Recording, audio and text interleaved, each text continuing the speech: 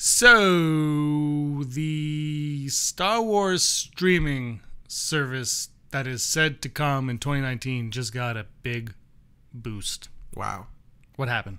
Jon Favreau has been hired to be Overlord? No. He's going to produce and direct? No, he's the creative and the executive producer. Right. So he's just... Yeah, no, he is the Overlord. Let's just call it that. Yeah, definitely is. I'm James, this is Brock, and we're flying casual because this news just dropped as I was on my way. We're recording episode 84 today. Yeah. And on my way, the Star Wars app gave me a little poof. Whoa. And, well, here we are. Jon Boy Favreau, who directed one of the best movies ever made. Made. It is so good. My hope, if you haven't seen Made, go see it. You've seen Made. You want to see a skinny Vince Vaughn, sort of? I hope Vince Vaughn plays Cad Bane. Oh, that'd be amazing. Anything would be amazing. I'm really looking forward to Jon Favreau. So I'm going to read the blurb from Star Wars that came out. Kathleen Kennedy had a comment on it, and then obviously Jon Favreau does. I get you to read it, but there's a privacy screen. So. Yeah. iPhone 5. It's not the iPhone 5. It's a screen. See? Is it an iPhone 5 though? 5S? I don't know what the hell it is. This has been iPhone news. It's an old work phone, but it works better than my brand new Google Pixel. Ooh. I couldn't be more excited about Jon coming on board to produce and write for the new direct-to-consumer platform, says Lucasfilm President Kathleen Kennedy. Jon brings the perfect mix of producing and writing talent combined with a fluency in the Star Wars universe. This series will allow Jon the chance to work with a diverse group of writers and directors and give Lucasfilm the opportunity to build a robust talent base. Then Jon Favreau said right here, and this is what he says in Returning to a Galaxy Far, Far Away. If you told me at 11 years old that I would be getting to tell stories in the Star Wars universe, I wouldn't have believed you. I can't wait to embark upon this exciting adventure. I just got to point out the one thing that strikes me in all of this. It is where Kathleen Kennedy says Jon brings a perfect mix of blah, blah, and blah, blah, combined with a fluency in the Star Wars universe. A fluency in the Star Wars universe. I did a video with Andrew yesterday about how Filoni should be moved up in the ranks and be in charge. But Favreau, the fact that he has a fluency gives me hope on this. Yeah. For sure. I mean, he gets it. I mean, look what the work he's done with Marvel alone. It's like he understands, or maybe it's not an understanding, but he respects what he's working with. It's not just a paycheck. He's like I totally side Akbar here, but like I was like, what has he directed? Because I could name quite a bit. Obviously, Iron Man 2. Did you do 3? No, that was Shane Black, right? Yeah. But you know, Elf, blah blah blah, on and on and on. But he does a lot of like one-off episodes, and not like a long time ago, like recently. I was like, hey, that's kind of cool. Like I'm not saying he's like Spielberg level where he can do whatever he wants. He probably could, but like it's interesting to see that like he is willing to try new things and that. So he's definitely a director like Star Wars, Lucasfilm, Marvel, Disney can definitely use, because he's not above being a one-bit character like Foggy in the Iron Man series. So it's like he constantly he's down to Foggy play was ball. Daredevil. Sorry, Happy. Foggy I said it. I'm like, arguably his role as Foggy Nelson was the best part of Daredevil. Yes, arguably. Yeah. Now is a different person. I just watched Spider-Man: Homecoming last night. He's great in that. Yeah, exactly. And that was what I was thinking as I was saying it. I was like, the fact that he's in that, just like, well, I'm the character in the other one, so I'm like, okay. Like, he doesn't have to do that, but he does. So it says a lot. But yeah, I've always enjoyed stuff. Jungle Book was probably like the last one I've seen of his, and I'm like, this is great. So Zathura. Zathura? the real sequel to Jumanji? Yeah, the real one. He did it. I mean, yeah, I've Jon Favreau, like Swingers Made. Yeah. Like you said, Elf. Maybe Will Ferrell will show up as that'd be amazing. As a Wookiee. What do you think this show could be about? Let's move on and we'll just quickly go into this. What could it be about? I'm gonna go the seedy underworld of like bounty hunters and crime lords and stuff like that, because I feel like that fits into John. I mean, Maid. Let's talk about Maid. What's that about? The seedy underworld. Guys trying to be gangsters. Yeah, Puff Daddy, Red Dragon. I heard you're the Red Dragon. So good. Yeah, if you use the example of Swingers and Maid alone, because like, did he write those both? He wrote them both. He seems to like the topic of interesting, like one's mobsters, one's sexual people, swingers. He likes to explore unknown or like slightly taboo things. So yeah, an underworld sort of gangster thing, that'd be great. I mean, you already just said he could get Vince Vaughn to play Cad Bane, and I'd be like, hooray!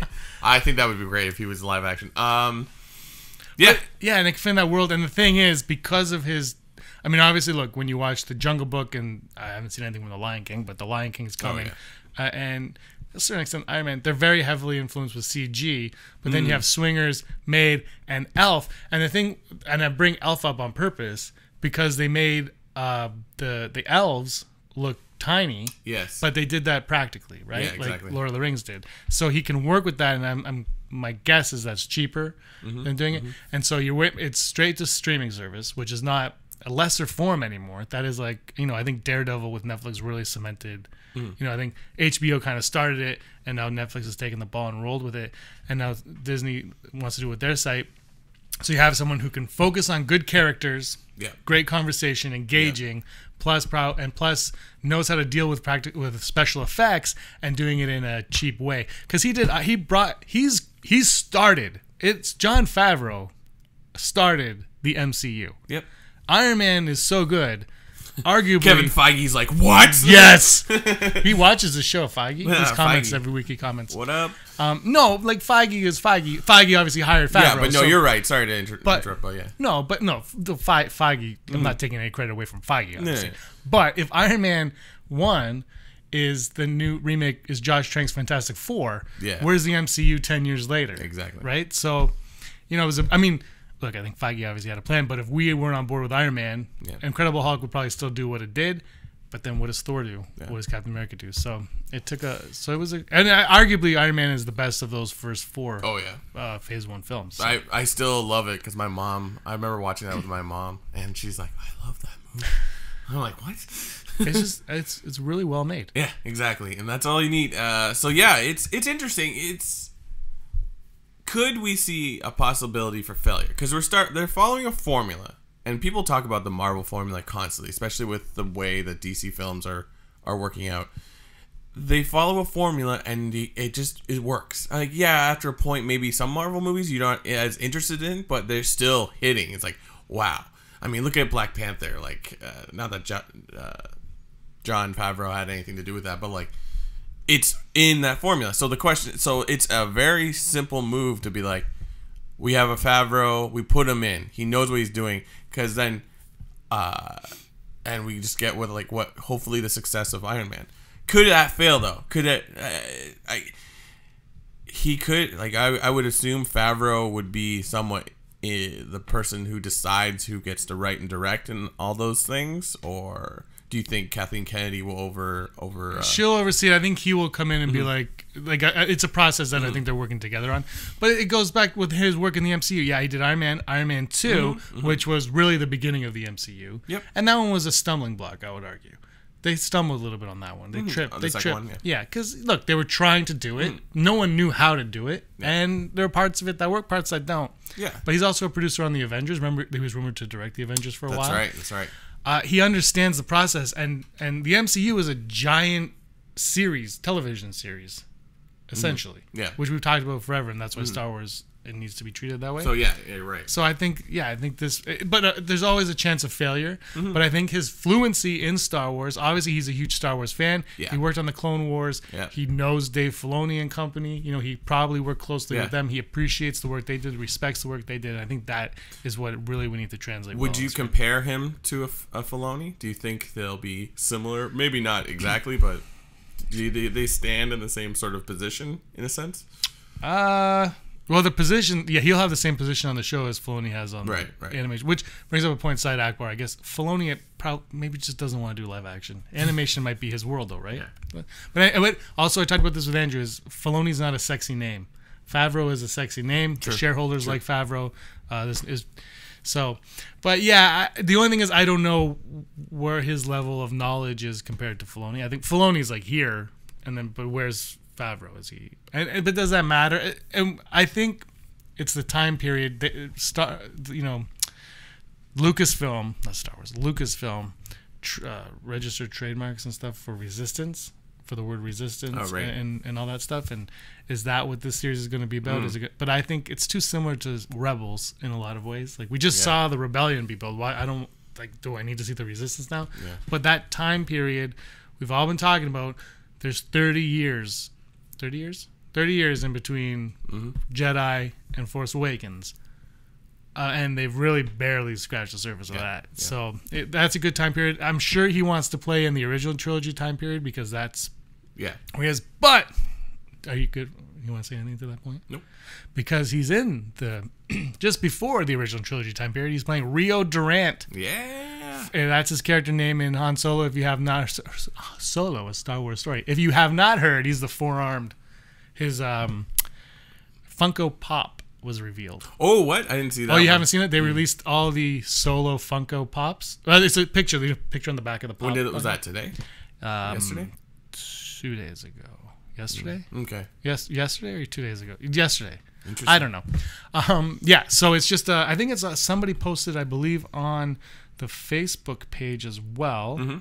I'll try to find it. So he's playing Rio Durant, four-armed. I thought it'd be cool if he did a hut. I always go back to him playing the gangster stuff. Maybe I'm way off base on Jon Favreau. It's for you who don't know who Rio Durant is. He's that sort of four-armed monkey character that's sitting at a gun in the Han Solo trailer. Just so I'm sure.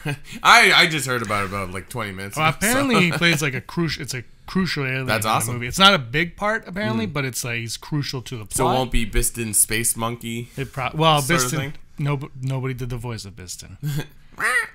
But look, Jon Favreau has cemented himself in the Star Wars group, as it were. Oh, here we go. Jay Brothers, of course. He's on it, man. There you go, right there. We'll put this picture. He already posted it on the Facebook page, but I'll post it again on the Facebook page just in case you don't see it. But those are all the Funkos. Oh my gosh! I gotta look at that later. I did not see that. He was the one that posted the new Last Jedi ones. Yeah. Oh my god, I want the Praetorian Guard ones, obviously. Obviously.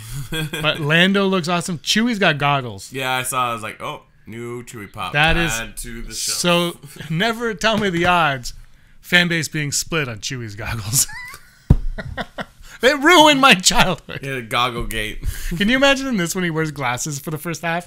And then Han's like, I'll do laser eye surgery. Hashtag not my Chewie. Hashtag not my Chewie. All right, let's wrap this thing up. Jon Favreau, is this good news?